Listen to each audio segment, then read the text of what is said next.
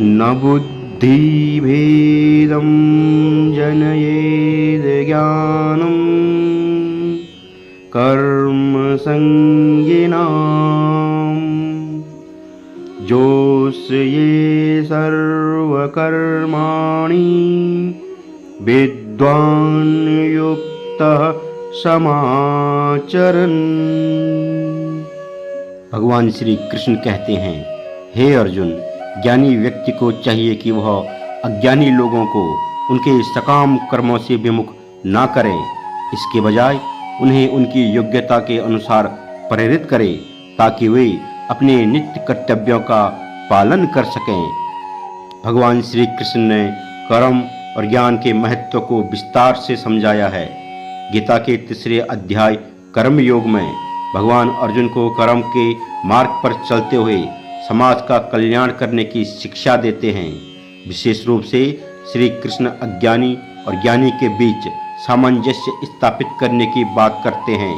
वे कहते हैं कि ज्ञानी व्यक्ति को चाहिए कि वह अज्ञानी को उनके कर्मों से विमुख न करे, बल्कि उन्हें अपने कर्तव्यों का पालन करने के लिए प्रेरित करे।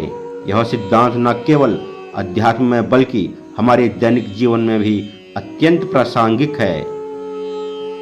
ज्ञानी वह है जिसने सत्य को जान लिया है। वह समझता है कि हर कर्म का अंतिम उद्देश्य ईश्वर की सेवा है।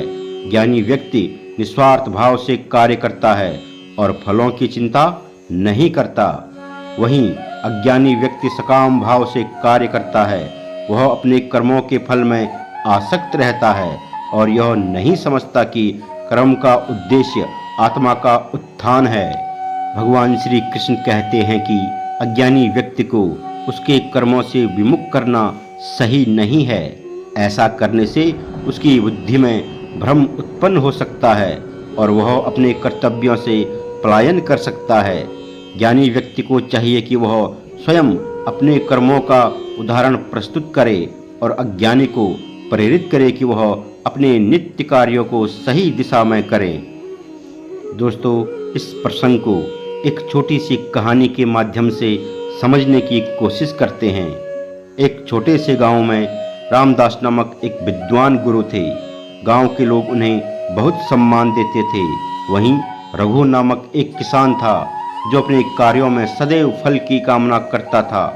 वह दिन रात मेहनत करता परंतु अपनी किस्मत को कोसता रहता।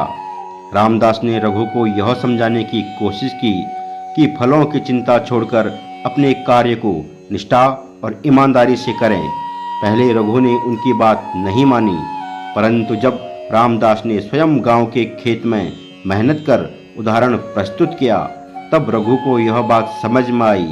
धीरे धीरे रघु ने अपने कर्मों को ही पूजा मानकर कार्य करना शुरू कर दिया। इसके फलस्वरूप न केवल उसकी फसल बेहतर हुई बल्कि उसके मन में शांति भी स्थापित हुई। दोस्तों, इस श्लोक से हमें यह शिक्षा मिलती है कि समाज में अज्ञानियों को कर्म से विमुख करने के बजाय उन्हें सही दिशा दिखाना आवश्यक है।